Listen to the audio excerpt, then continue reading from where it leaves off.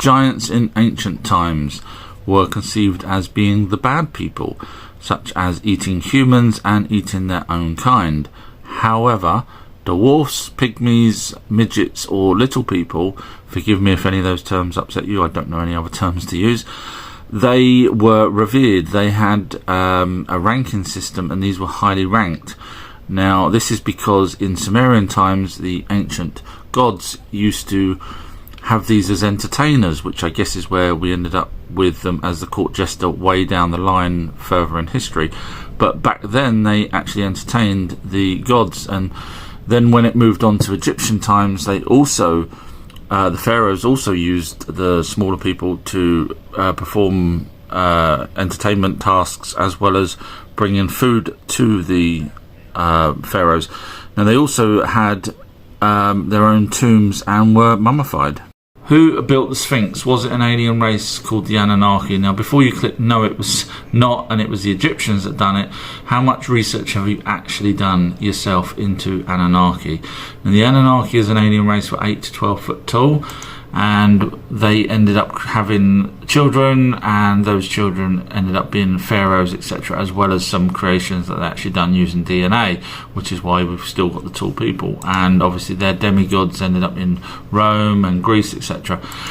Now, the Sphinx was actually talked about in the Lost Book of Enki, which is from tablets which are in the British Museum, so they are genuine. Now, it talks about Enki allowing Ningazida, which was his son, to build the pyramids, and once he built the pyramids, there was a monument built, which was the Sphinx, with Ningazida's face on it, because Ningazida designed the pyramids.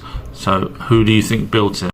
The Scales of Justice in the TV series Moon Knight is based off the Book of the Dead, which is an ancient papyrus writing, which actually has spells to help you pass through the underworld. Now, you're generally a wandering soul once you die, and the Book of Dead actually helps you with instructions to get to the Hall of Judgment. And once you're there, you're in front of 42 separate gods with 42 different doors, and each time you go up to one of these doors, you have to admit that you didn't cause one of the particular sins that the gods are asking you about. Now, that's very similar to your life review when you die. So you may have heard that when you die you have judgment, but technically it's not judgment, it's a life review that clairvoyants say you review your own life from every possible angle and from what other people think of you. Follow for the next part. The ancient Book of the Dead, which is the ancient Egyptian papyrus, talks about negative confessions, which is 42 questions really posed by the 42 different underworld gods, and if you get them wrong, you ceased to move on and you die, even though you're underworld and dead already. Now, the book itself is the Book of the Dead is actually really a cheat book. It's trying to help you get through. So if you've studied that book, then when you're in the underworld, you will know the answers. Now, these 42 questions, 10 of which are pretty much what's in the Moses 10 Commandments. So thou shalt not steal, thou shalt not do something with the neighbour's wife, and so on. So if you are asked those in the underworld, you will know what to say when the time comes to pass that. Now, the next bit, keep watching and I'll talk about the Scales of Justice.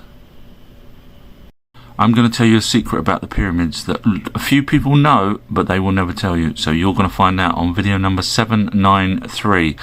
Once that comes up and is live, feel free to share it, because it probably will be pulled off. If you manage to successfully answer all 42 questions in the Egyptian underworld in the ancient times, and you didn't get one wrong and wasn't eaten by a giant scorpion, then you go through to the weighing of the heart, which is literally, we see here a depiction of scales. Now, this is done in front of Osiris, and we know where he was. If you've been watching my videos, you'll know, because of the colour of his hat, whether he previously was Upper or Lower Egypt. Now, obviously we know he died. Now, your heart is a scarab heart that you give over to the scales, and that's in front of Osiris, but you give the heart to Anubis. So then it gets weighed, and the heart covers your intelligence, emotion and mind. And if you are successful, follow for the next video. I'm running